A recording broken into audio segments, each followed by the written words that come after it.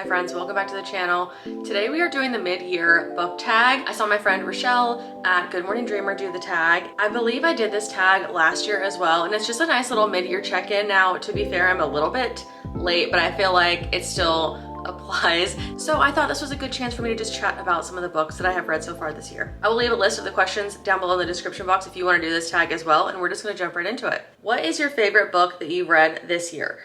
And this is easy. It's going to be Jade Legacy. Really the whole Jade City series. I have chatted about this so much on the channel. I've said it before, I'll say it again. I just think this is going to be one of my favorite series of all time. Jade City is essentially a kind of family mobster epic fantasy. This major family who lives in an Asian-inspired area is essentially at war with another clan, and their main resource is jade, which has kind of like magical physiological properties.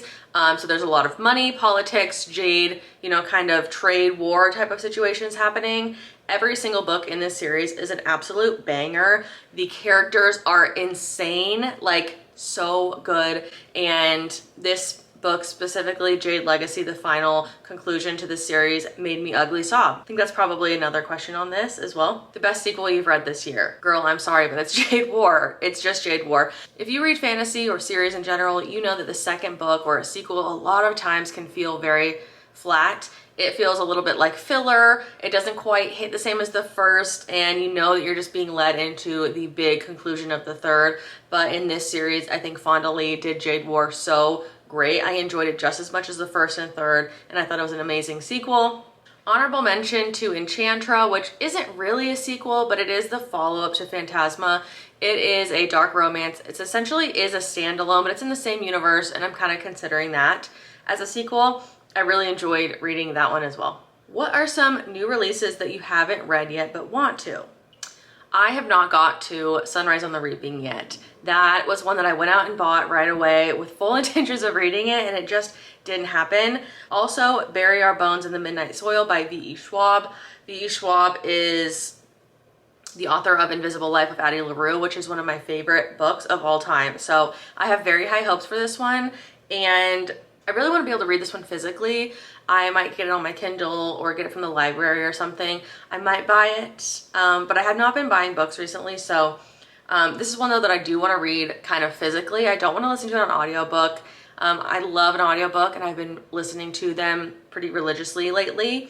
But for something like this, I really want to immerse myself in it. And a V.E. Schwab, I just feel like is best written on a page. So I am very much looking forward to that one. I've heard it's kind of a genre bend. What is your most anticipated release for the second half of the year? And this is Calabasas, or, I mean, I don't know if I'm saying that right, by R.F. Kuang. Babel, again, is one of my favorite reading experiences I've ever had. It changed the way that I really think about books and reading. It is one of my favorites. So I am ready for this. This is coming out next month, so I really want to get to this. I am moving and the timing's going to be a little tricky, but this is one that I definitely want to prioritize. I don't even know what it's about. I can't imagine her letting me down, but we'll see. What is your biggest disappointment? Oh my God, okay. I actually had a few, but the one that stands out to me the absolute most, this is one that was so hyped. So many people were reading it. Everyone was raving about it, and it was honestly the worst book I have read this year.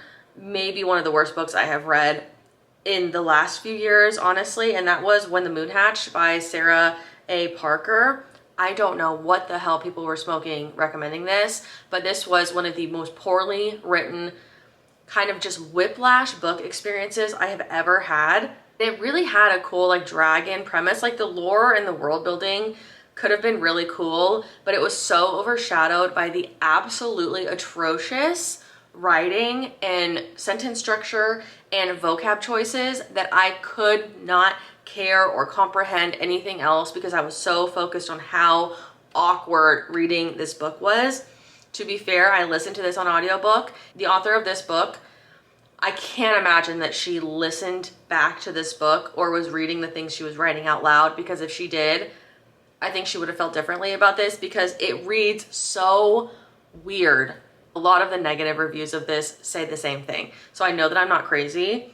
It is so wannabe deep and introspective and philosophical, and it fails at every single turn of that. It's so jarring because it uses this kind of, you know, more typical high fantasy, medieval, you know, old school type of vocab, and then in the same breath will use like modern slang, and it is so bad. I hate that in books. It really just shows like a lack of understanding about your source material and like what you're doing here, and it makes me just think like you have no idea what you're doing.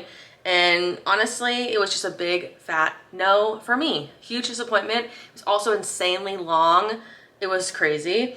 And unfortunately, another disappointment for me this year was The Songbird and the Heart of Stone by Carissa Broadbent, which is really hard for me to say because this wasn't necessarily like bad in the way that When the Moon Hashed was, but it was so boring and dull to me.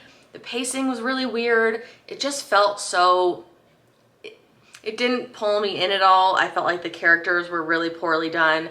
I just had such a hard time getting through that one, and I was very surprised by that because I love The Serpent and the Wings of Night. That novella, Six Scorched Roses, is one of my favorite books in fantasy that I have read, and so I'll continue this series for sure. I'm gonna continue to give it a try, but that one was a very weird, unexpected disappointment for me. For a biggest surprise, this was actually a contemporary romance because I have very mixed feelings, and contemporary romances are very hit and miss for me. But with this one, Out on a Limb by, I want to get it right, so let me look this up. This also came to me as a recommendation from my friend Rochelle here on YouTube. I just went into this Hannah Bonham Young. I just thought this was a contemporary romance done really well. It wasn't overly cliche. It wasn't like super cookie cutter characters. I also thought the banter between the couple was really good and felt really real to me. Like the whole thing just felt, you know, their kind of troubles and like the conflict between them felt very realistic. It felt really relatable.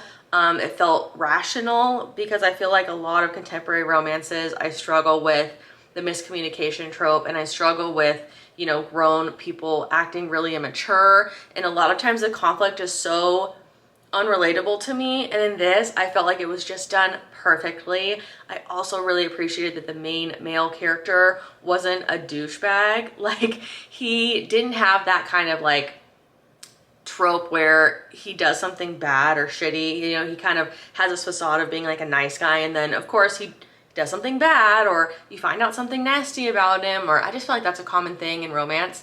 And he was just solid, loving, supportive, funny, the whole, like throughout the whole book. And by the end I was like, wow, I just love that you got a experience where like two people were mature and they found happiness, and I just found it to be really cute. New favorite author, definitely Fonda Lee, you guys. I just think she did such an incredible job with Jade City. I also really enjoyed the POV of this. It was from the what is it called? Like omniscient point of view, where it's not like coming from any people. It's just like you have a narrator narrating the story. You get the POV from like multiple different characters, but it's in the third person. A lot of people I feel like struggle with that, but I think she did it in a really good way where I never felt disconnected.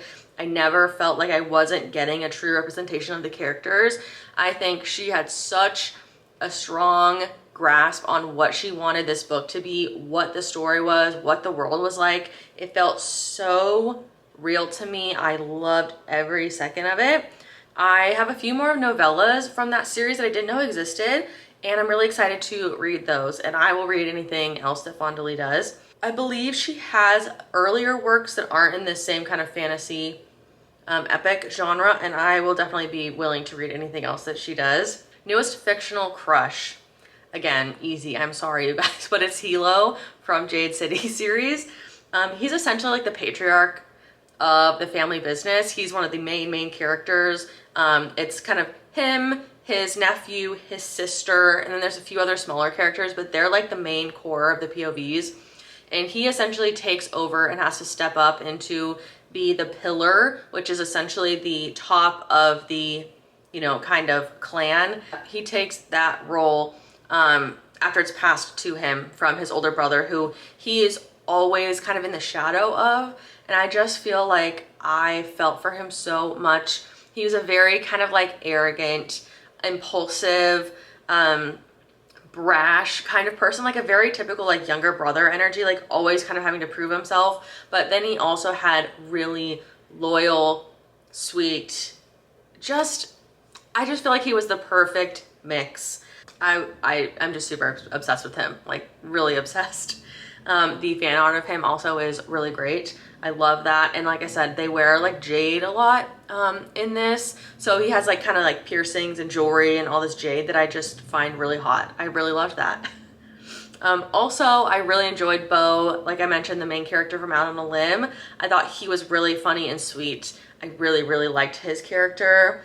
And also honorable mention of Enzo from Hexed, the Never After series book, which is a Little Mermaid retelling. He was essentially like an actual likable, desirable version of Prince Eric from The Little Mermaid, who is not one of my favorite princes.